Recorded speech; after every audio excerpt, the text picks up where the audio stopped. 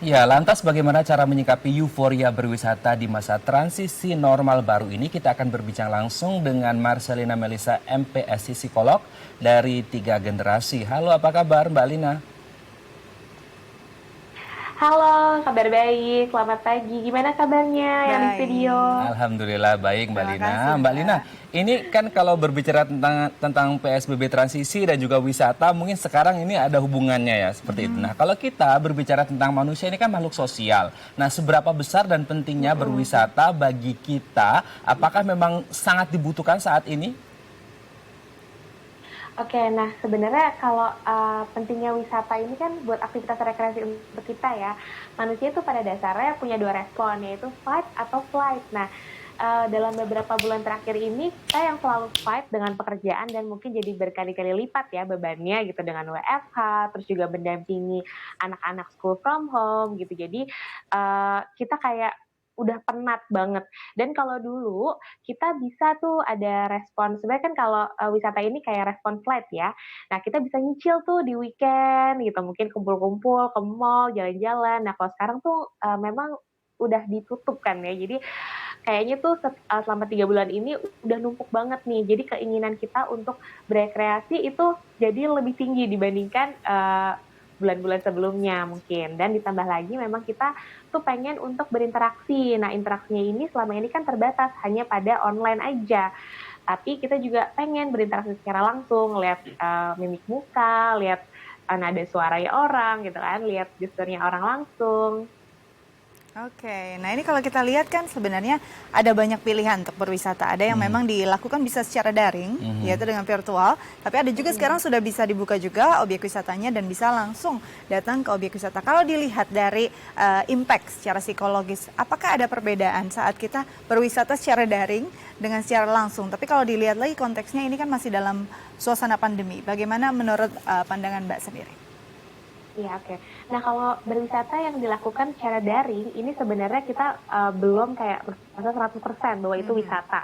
Walaupun gimana, kita nih masih ada di dalam satu ruangan gitu ya, yang itu nggak bisa kita rasakan kayak kita wisata langsung.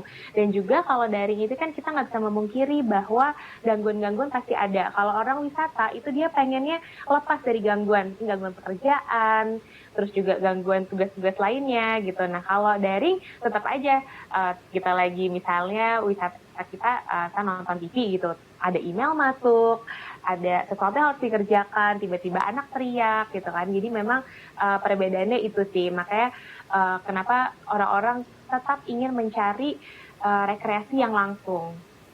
Oke. Oke, Mbak Lina, ini kalau kita berbicara tentang konsep wisata tapi di tengah pandemi, kan orang-orang tahu ini bukan normal yang seperti dulu seperti itu. Ini normal baru dengan Iya, betul. ya tanda petik ada bahaya yang mengintai, tapi orang tetap memaksakan diri untuk berwisata. Apakah sebenarnya masyarakat kita tahu tidak sih sebenarnya ada bahaya yang mengintai itu?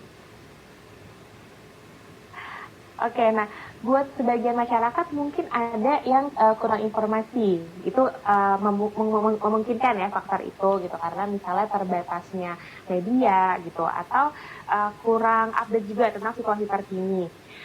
Lalu bisa juga sebenarnya kita tahu tapi kita tahunya itu opini-opini orang, bukan data gitu. Jadi opini-opini orangnya juga berbahaya karena kita tuh bisa menyaring opini mana sih yang kita pengen. Misalnya kalau kita emang udah pengen wisata banget, sebenarnya opini para ahli juga banyak ya. Ada banyak yang melarang dulu atau nggak merekomendasikan. Tapi kita cenderung memasukkan opini yang kita mau. Terus juga memang kalau kita itu belum melihat long term effect-nya atau efek itu belum di depan mata, itu tuh kayaknya kita belum merasa bahayanya nih yang mengintai gitu. Padahal sebenarnya bahayanya ada ya. Nah, beda kalau misalnya orang sekitar kita udah ada yang terkena dampak COVID-19, mungkin kita lebih aware, lebih jadi bawel juga sama orang-orang sekitar, sama keluarga gitu. Tapi karena bisa aja faktor belum terlalu dekat, mungkin dia melihat di berita sih, tapi ini kan di kota lain, di kecamatan lain gitu.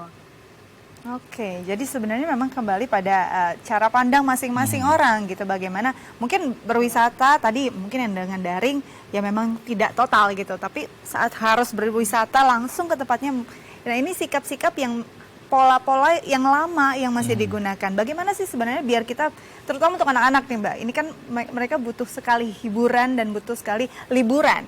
Saat mungkin anak-anak ada cara tersendiri untuk mengingatkan mereka, kita berwisata tapi ini masih dalam kondisi pandemi, bagaimana mereka tetap dalam protokol kesehatan, kan anak-anak kan paling sulit kadang-kadang ya.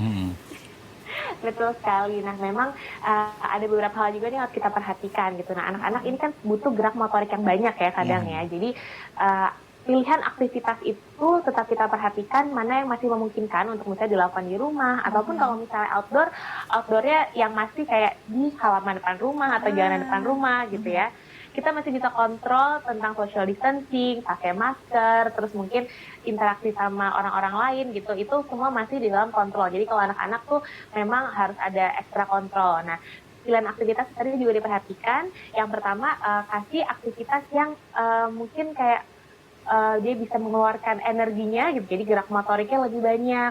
Terus juga aktivitas-aktivitas yang fun yang dia nggak bisa dapat selama ini di sekolah gitu, tapi bermanfaat juga. Ada beberapa sih yang akhir-akhir ini saya melihat dilakukan oleh beberapa orang tua, misalnya kayak bersih-bersih rumah atau redecoring rumah atau juga gardening gitu ya. Itu kan sebenarnya bermanfaat buat anak, menyenangkan, tapi tetap bisa dilakukan di dalam rumah atau area rumah.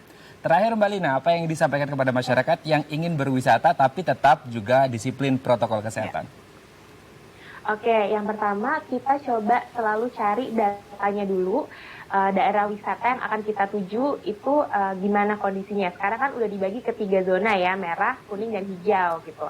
Nah, kalau misalnya hijau, oke, kita tetap bisa ke sana, tapi dengan membaca terlebih dahulu protokol gitu. Jadi nggak ada yang kelewat, karena kalau kita baca pas di sana tuh biasanya pasti dia ada yang skip gitu. Jadi kita coba baca dulu, terus kita persiapannya juga ya, semua peralatan-peralatan kayak hand sanitizer, masker, dan alat-alat kebersihan lainnya. Terus kita juga kasih briefing ke anak-anak, kalau kita bawa anak-anak, bisa juga dilakukan kayak latihan gitu. Jadi, kalau misalnya nanti ketemu orang seperti ini, nanti kamu di sana harus melakukan apa aja, menggunakan apa aja gitu. Jadi sebisa mungkin tetap aman.